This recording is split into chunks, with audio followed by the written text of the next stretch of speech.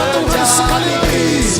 Nyatakan ku yakin Kau hadir di sini. Shandarala mata karala Ku rasa hindarala maya ya rala kuasa yang tak terbatas.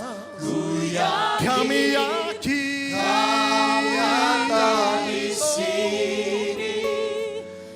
kemenangan terjadi di sekali lagi katakan bersama. Ku yakin Kau hadir di sini. Kami rasakan kehadiran Roh Kudus melawat setiap kami. Ku rasa Tanpa kehadiran-Mu percuma ibadah kami siang hari ini. tak terbatas. Ku yakin Satu-satunya Tuhan yang kami sembah adalah Tuhan Maha Hadir. di sini. Kehadiran-Mu memberikan damai sejahtera bagi kami. Terjadi, katakan pemulihan. Pemulihan terjadi di kesembuhan, kesembuhan. Terjadi di sini.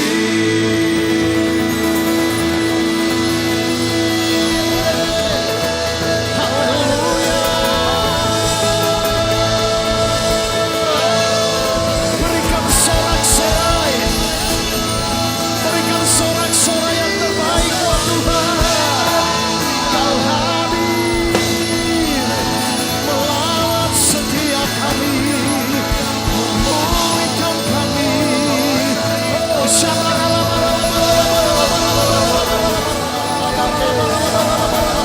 ada iman yang aktif dari setiap kami, mempercayai setiap janji Tuhan, mempercayai setiap janji Tuhan terjadi di dalam nama Yesus. Oh, kuasa-Mu terlebih besar. Jemaat Tuhan, naikkan pujian ini. Kuasanya yang tanpa batas Engkau alami saat ini dalam hadiratnya. Karena Tuhan melihat ada setiap iman yang aktif saat ini. Iman bekerja sama dengan mujizat nyata di dalam hidupmu. Yes, sakaralamu. Kuasa-Mu terlebih besar. Tuhanku terlebih Jesus. Tak pernah terlambat janji-Mu ya Tuhan. Berikan bersama nyatakan kuasa.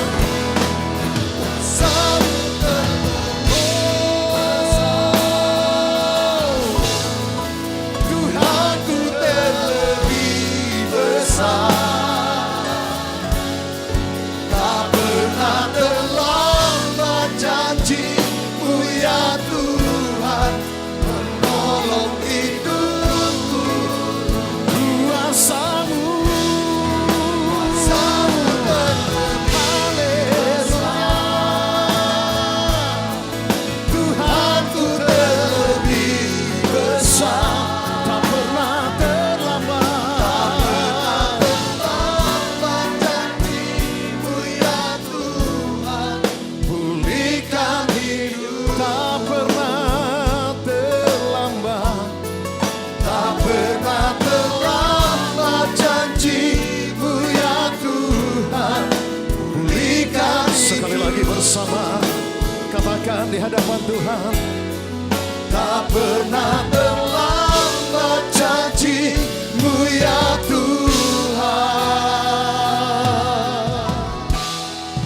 Pulihkan hidupku. Sekali lagi berikan sorak-sorai yang terbaik. Sorak-sorai yang terbaik buat Tuhan. Haleluya. Haleluya. Haleluya. Kau yang layak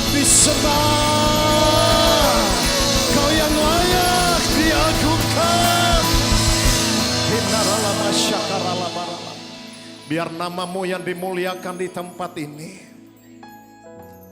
Dan kami bawa iman kami kepadamu Tuhan. Karena iman kami adalah bahasa yang Engkau mengerti.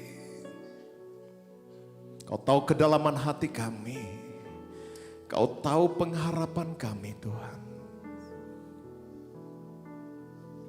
Siang hari ini dalam hadirat-Mu kami mau katakan. Ada kepastian dalam hidup kami ketika firman-Mu disampaikan. Biar setiap kami mengaktifkan iman kami. Sehingga iman kami adalah iman yang hidup.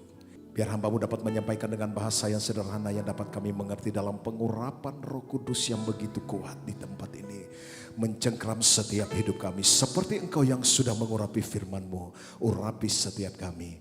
Di dalam nama Tuhan kami Yesus Kristus. Sama-sama kita katakan amin. Amin. Shalom. Nah izinkan pagi hari ini saya akan berbicara tentang bagaimana melindungi iman kita. Sesuatu yang dipelihara perlu dilindungi. Dalam doa saya tadi saya katakan bahwa iman adalah bahasa yang Tuhan mengerti. Kenapa saya katakan demikian? Karena begini Bapak Ibu Saudara.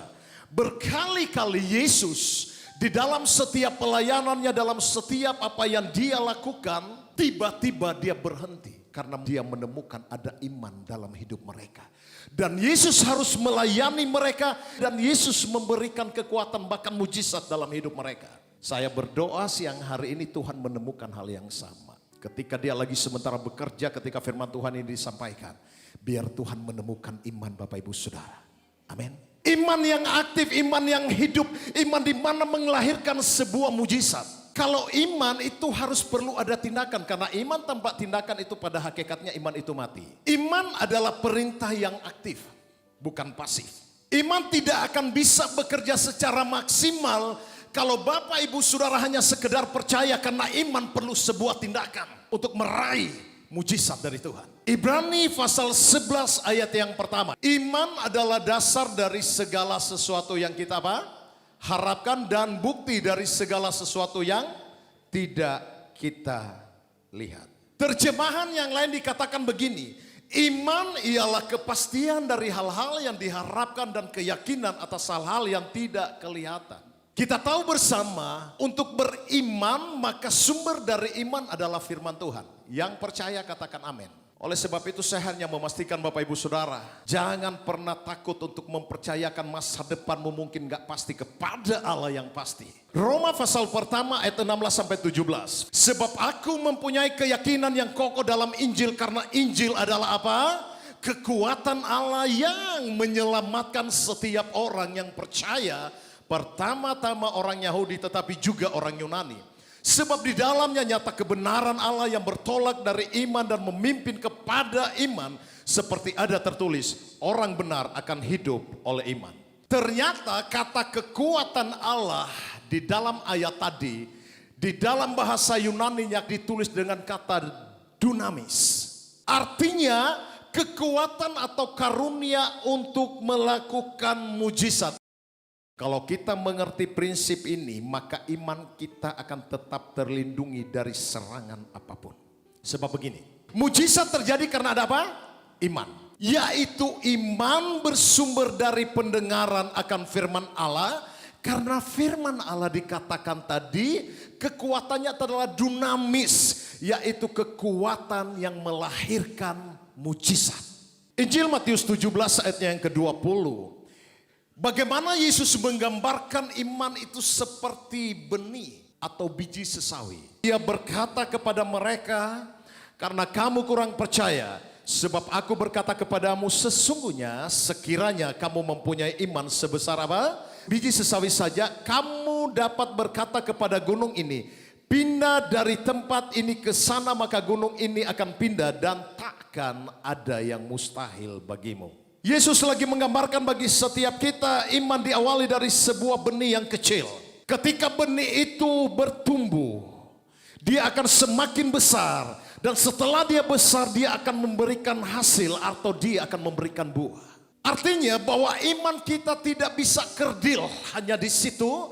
Tetapi perlu iman kita harus bertumbuh. Caranya bagaimana? Bergaulah karib dengan Allah. Baca terus firman Tuhan. Sampai engkau bisa menemukan firman itu bukan sekedar logos tapi firman rema. Maka firman itu akan bertumbuh dalam hidup kita lewat namanya sarananya iman. Ketika iman kita bertumbuh, maka saya percaya tidak ada yang mustahil bagimu. Kemudian seorang yang bernama Saul, ketika Daud menghadapi sebuah peperangan melawan Goliat, maka Saul melihat iman itu seperti sebuah gambaran, sebuah lukisan di benak pikirannya. Dan dia melihat sebuah kekalahan yang besar yang akan dialami oleh Daud. Dia melihat ada sebuah kekalahan yang dialami oleh Daud karena dia berpikir, dia melihat dari sudut pandangnya bahwa Goliat adalah seorang raksasa. Ketika dia melihat postur tubuh Daud yang kecil dan dia seakan-akan menyepelekan Daud. Tetapi perhatikan apa yang Daud lihat dari sebuah lukisan itu. Dia melihat bukan besarnya Goliat, tetapi dia melihat bahwa besarnya Allah yang menyertai dia. Amin. Dalam hidup kita banyak Goliatnya, tapi lihatlah dari sudut pandang Tuhan bahwa tidak ada yang lebih besar daripada Allah yang kita layani dan sembah. Injil Matius pasal 7 ayat 24 sampai 25 ini mengkisahkan tentang bagaimana iman digambarkan seperti sebuah pondasi. Saya mau katakan, kekokohan sebuah bangunan terletak dari seberapa kuatnya pondasi tersebut. Pondasi setiap kita umat percaya adalah iman. Kekristenan kita akan menjadi kuat kalau iman kita kuat. Sebuah pertanyaan muncul bagi setiap kita. Mengapa kita harus melindungi iman kita? Kita harus tahu, iblis gak pernah senang melihat orang yang percaya kepada Tuhan yang imannya benar kokoh. Iblis berusaha untuk mencuri setiap iman kita. Iblis berusaha untuk melemahkan setiap iman kita. Iblis berusaha untuk mengganti iman kita dengan ketakutan dan kekhawatiran. Injil Matius 6 ayat 27 dikatakan, siapakah di antara kamu yang karena kekhawatirannya dapat menambahkan sehasta saja pada jalan hidupnya. Hati-hati dengan namanya kekhawatiran. Kekhawatiran tidak membantu kesulitan hari esok, tetapi benar-benar merusak kebahagiaan hari ini. Kekhawatiran itu tidak bisa memberikan solusi dalam hidup kita. Dia hanya merongrong dan dia merusak setiap kebahagiaan yang kita udah bangun di dalam Yesus. Orang lebih khawatir tentang masa depannya daripada dia mempersiapkan kehidupan untuk masa depannya. Oleh sebab itu saya katakan begini, beri makan imanmu hari ini. Beri makan imanmu siang hari ini dengan firman Allah. Dan lihatlah kekhawatiranmu, keraguanmu itu akan mati kelaparan. Dia tidak akan lebih lagi bertumbuh dalam hidupmu. Karena hidupmu dipenuhi dengan firman Allah. Di dalam atmosfer iman, di sana ada hadirat Tuhan. Dari dalam hadirat Tuhan itu mengalir segala yang baik bagi kita. Tetapi ketika seseorang berada di dalam atmosfer yang dibangun oleh iblis, maka di sana ada ketakutan, di sana ada penuduhan, di sana ada penghakiman, di sana ada intimidasi, di sana ada kebencian dan kekacauan. Nah, bagaimana setiap kita bisa melindungi iman kita? Hal yang pertama yang kita akan lihat, kelolalah kata-kata yang masuk ke dalam pikiran Anda dan jagalah kata-kata yang keluar dari mulut Anda. Informasi yang masuk dalam pikiran kita itu perlu dikelola sebelum kita berespon dari informasi yang kita dengar. Efesus 4 ayat yang ke-29. Janganlah ada perkataan kotor keluar dari mulutmu, tetapi pakailah perkataan yang baik untuk membangun di mana perlu, supaya mereka yang mendengarnya beroleh apa? Kasih karunia. Kata-kata dapat membangkitkan iman seseorang. Tetapi kata-kata juga dapat melemahkan dan menghancurkan iman. Dan melenyapkan setiap janji Tuhan dari dalam hidup kita. Perkataan kotor ini maksudnya adalah perkataan yang sia-sia, perkataan yang tidak bermanfaat, perkataan yang merugikan orang lain. Karena itu adalah sampah, kata firman Tuhan. Dan saya terlalu yakin Bapak Ibu Saudara di tempat ini gak ada yang mengoleksi sampah di rumahnya. Sampah selalu tempatnya di tong sampah kemudian dibuang. Perhatikan, kalau kita kata-kata kita nggak pernah dibangun, kata-kata kita nggak pernah dikelola sebelum kita berkata-kata, maka itu akan menghancurkan setiap iman kita sehingga iman kita tidak terlindungi lagi. Dalam Markus 5 ayat 35 saya sampai ayat 42. Ketika Yesus masih berbicara, datanglah orang dari keluarga kepala rumah ibadat itu dan berkata, anakmu sudah mati. Apa perlunya lagi engkau menyusah-nyusahkan guru? Tetapi Yesus tidak menghiraukan perkataan mereka dan berkata kepada kepala rumah ibadat, "Jangan takut, percaya saja." Lalu Yesus tidak memperbolehkan seorang pun ikut serta kecuali Petrus, Yakobus dan Yohanes saudara Yakobus. Mereka tiba di rumah kepala rumah ibadat dan di sana dilihatnya orang-orang ribut, menangis dan meratap dengan suara yang nyaring. Sesudah ia masuk, ia berkata kepada orang-orang itu, "Mengapa kamu ribut dan menangis? Anak ini tidak mati tetapi tidur." Tetapi mereka menertawakan dia, maka diusirnya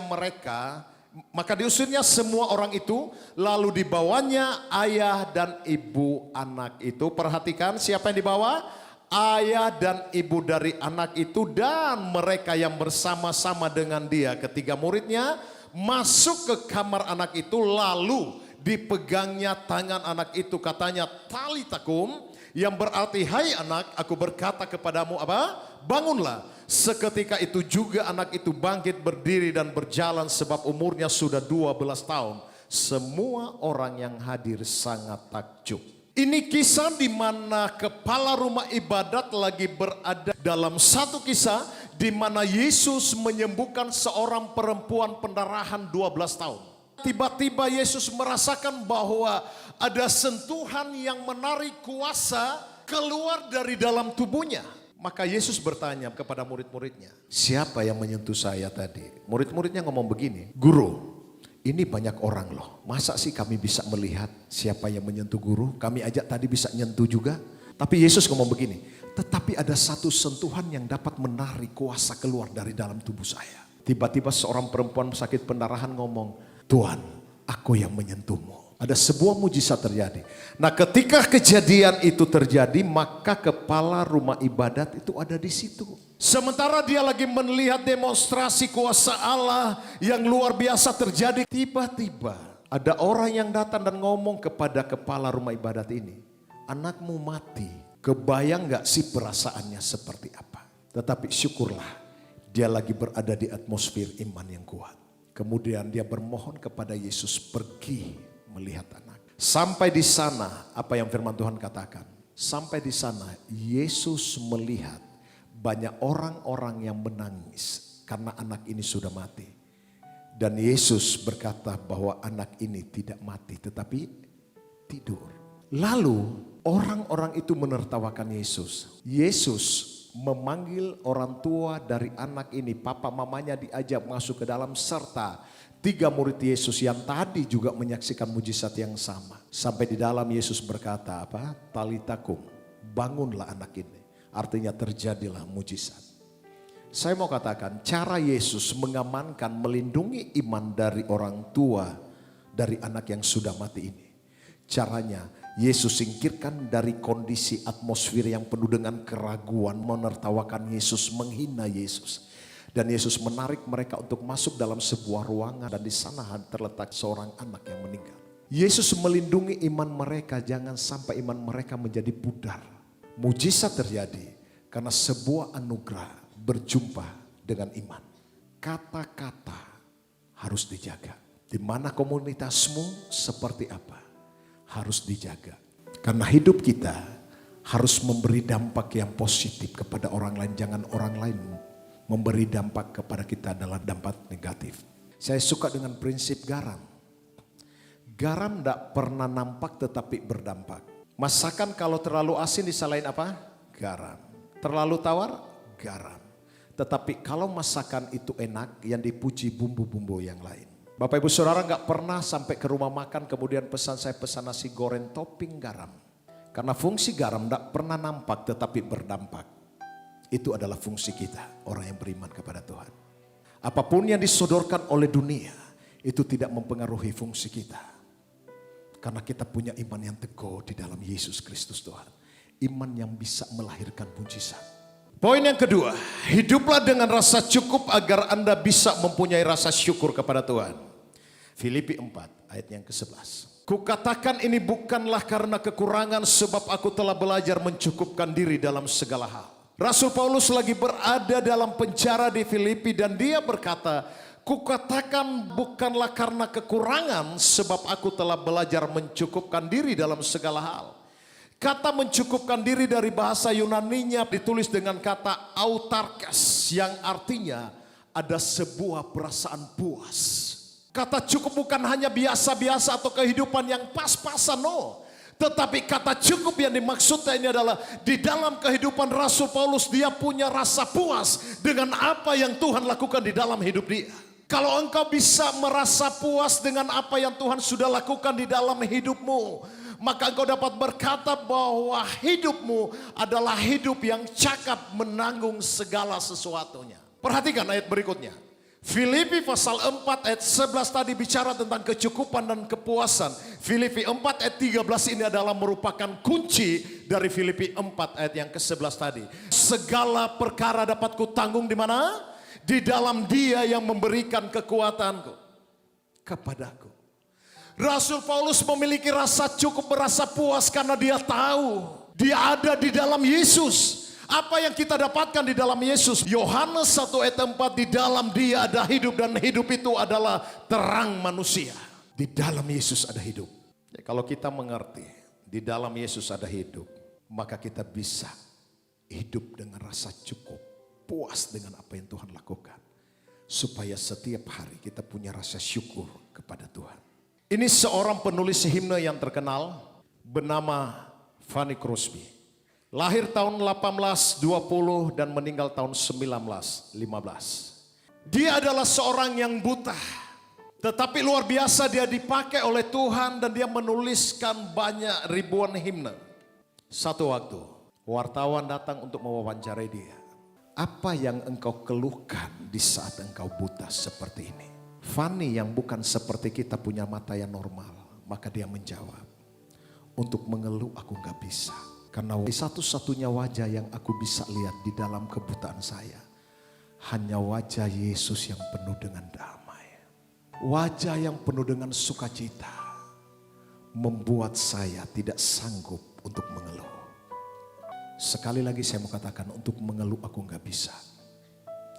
Karena ada sebuah permata yang aku simpan di dalam hatiku. Itu namanya puas. Puas dengan apa yang Tuhan lakukan. Di dalam kebutaannya, di dalam kekurangannya, dia memutuskan dan dia berkata, aku berbahagia. Ku berbahagia, yakin teguh. Yesus abadi kepunyaanku, aku warisnya, ku ditebus ciptaan baru, Roh Kudus. Nyanyi bersama, aku bernyanyi. Masih adakah kebahagiaan di dalam hidupmu? Hidupmu yang melebihi dari Fanny Crosby. Di dalam kebutaannya dia mengambil keputusan untuk bersyukur, merasa puas dengan apa yang Tuhan lakukan dalam hidupnya. Kami menyanyi bahagia, memuji Yesus. Sambil angkat tanganmu, nyatakan bersama, aku bernyanyi, bahagia, memuji Yesus selamanya. Aku bernyanyi, bahagia, memuji. Dengan lembut sambil pegang dadamu, adakah kau merasakan kebahagiaan? Jemaat Tuhan,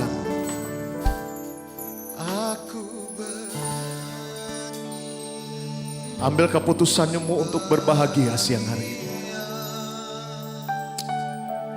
Merasa puas dengan apa yang Tuhan lakukan dalam hidupmu. Kondisimu lebih baik dari Fanny Crosby.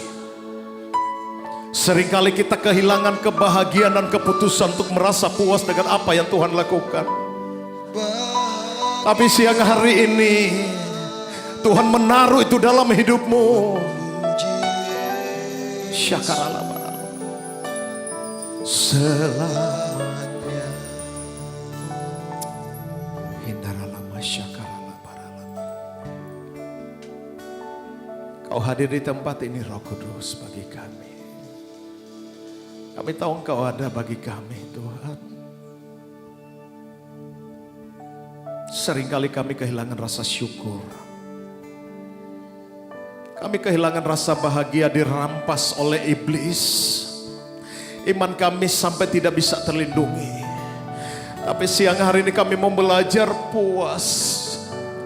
Ada sebuah permata yang indah di dalam setiap hati kami, yaitu puas. Ada satu pribadi yang setiap hari yang kami lihat, yaitu wajah Yesus. Wajah yang penuh damai. Wajah yang penuh dengan kebahagiaan. Menginspirasi setiap hidup kami, membuat kami lebih kuat dari hari ini. Syakarallah matakarallah barallah barallah. Terima kasih Tuhan. Izinkan saya untuk menyampaikan poin ketiga karena ini sangat penting. Poin yang ketiga, hiduplah dalam ketaatan. Saya mau katakan bahwa ketaatan berkaitan erat dengan rasa hormat. Sebab hanya orang yang memiliki rasa hormat yang punya ketaatan. Taat itu bicara respek kepada seseorang. Baik itu di depan maupun di belakang. Bukan hanya sekedar kita taat di depan tetapi di belakang kita gosipin. Sekali lagi saya mau katakan taat itu bicara respek kepada seseorang baik di depan maupun di belakang. Oleh sebab itu kata taat gak pernah berubah dibaca dari belakang dan depan. Dia harus tetap taat. Dua prinsip di dalam ketaatan. Mendengar dan melakukan. Tidak usah bantah. Dua prinsip ketaatan. Dengar, lakukan. Saya punya kesaksian. Berapa waktu yang lalu, berapa tahun yang lalu saya pelayanan di Lubuk Linggau. Karena saya naik mobil hari Sabtu pagi. Nyampe di sana udah 5:30 dan jam 7 malam itu ada doa pengurapan. Saya sangat capek, habis doa pengurapan jam 9 saya ngomong sama pengerja, saya nggak usah diajak makan, saya akan istirahat secepatnya di hotel. Saya pulang ke hotel, agak gelisah juga awalnya, akhirnya ketiduran. Jam 11 malam suara itu dengan kuat berkata begini, kamu ubah konsep khotbah kamu untuk besok, ganti. Bapak Ibu Saudara bayangin, saya udah mempersiapkan, saya udah doain berhari-hari. Dan dalam kondisi yang capek, saya cuma taat sekalipun aku nggak mengerti. Akhirnya saya bangun dengan berat. Ya, mata, kepala semuanya berat. Saya kerjain sampai jam 2 lewat. Kemudian saya istirahat tapi itu belum finishing. Saya pikir ibadah jam 10 subuh saya bangun masih bisa finishing. Jam 10 saya khotbah. Belum sampai 30 menit tiba-tiba dengan suara jelas saya terdengar dalam telinga saya. Suara itu ngomong begini, kamu berhenti khotbah, altar call, tumpang tangan sama jemaat. Saya cuma taat. Sekali lagi saya saat itu sampai saat detik itu pun gak ngerti apa maksud Tuhan. Saya cuma taat aja. Saya lakukan. Selesai ibadah tiba-tiba ada suami istri di bangku bagian tengah belum pulang. Sementara saya dengan pengerja lagi ngobrol di depan karena ibadah lebih awal selesainya. Kemudian suami istri ini maju ke depan dan suaminya salaman dengan saya agak bengis mukanya. Dia langsung ngomong, Pak Samuel punya etika gak? Masa Bapak tadi ketika berkhotbah, selesai itu Bapak panggil orang altar call tapi Bapak panggil nama saya dan Bapak sebut 3 kali. Tetapi lebih parah lagi dia ngomong, teman Bapak yang di samping Bapak itu loh ngomong. Waktu dia panggil, akhirnya saya cubit istri saya, kami berdua maju. Dan orang ini gak pernah sebelumnya aku kenal.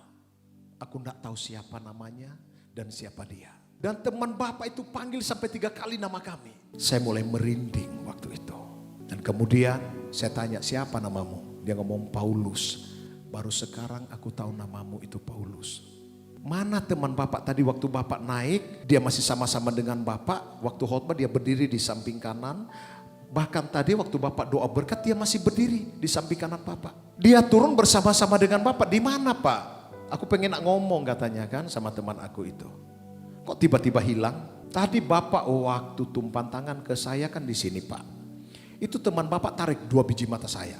Nah pengerja ini ngomong, ini orang baru pertama kali didoakan dan dia nangis. Ternyata dalam perjumpaan supranaturalnya itu, ini orang narik 2 biji matanya. Sampai dia ngomong sampai metu banyu mato.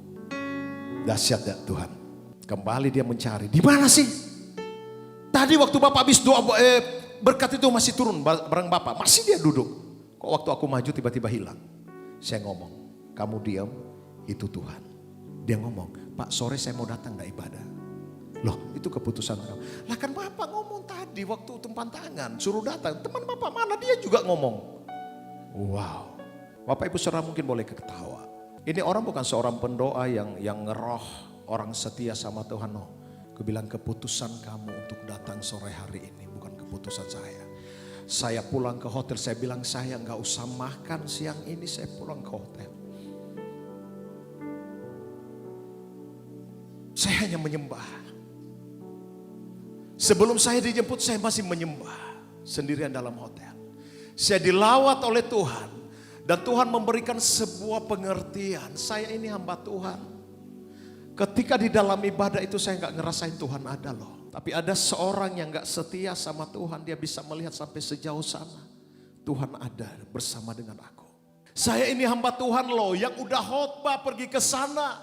Tapi saya tidak bisa melihat, bahkan tidak bisa merasakan kalau Tuhan itu ada bersama dengan saya. Tuhan memberikan pengertian buat saya. Satu-satunya Tuhan yang maha hadir.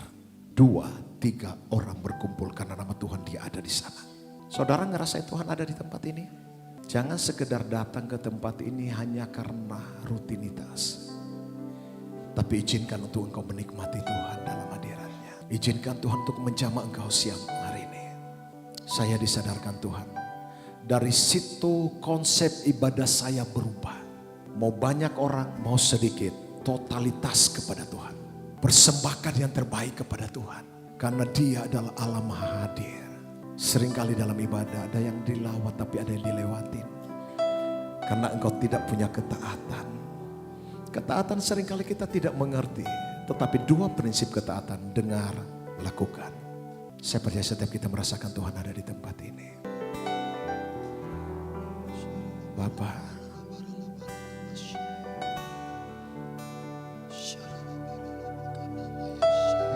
ini adalah waktumu bagi kami.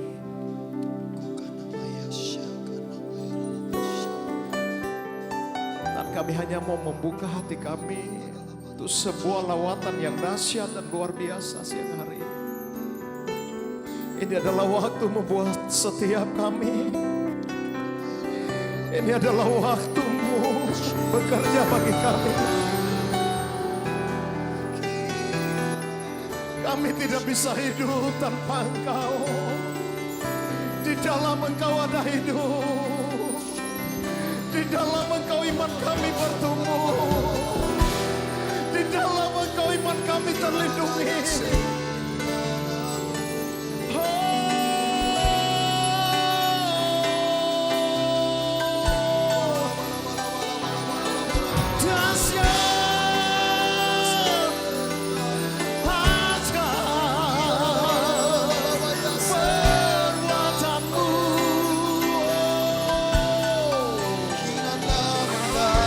Sama-sama makin berdiri Bapak Ibu Saudara.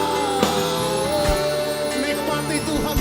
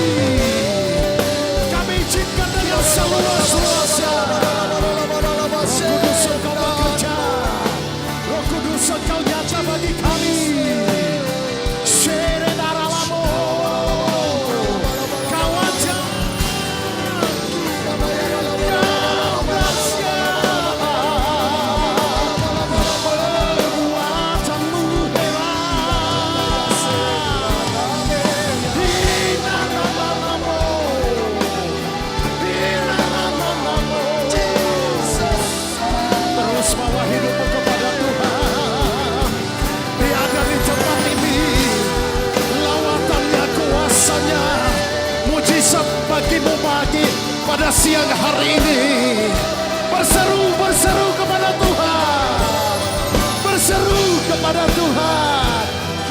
Taat sekalipun engkau tidak mengerti, tetapi dia tidak pernah gagal di dalam ketaatanmu. Ketika engkau respek kepada Tuhan,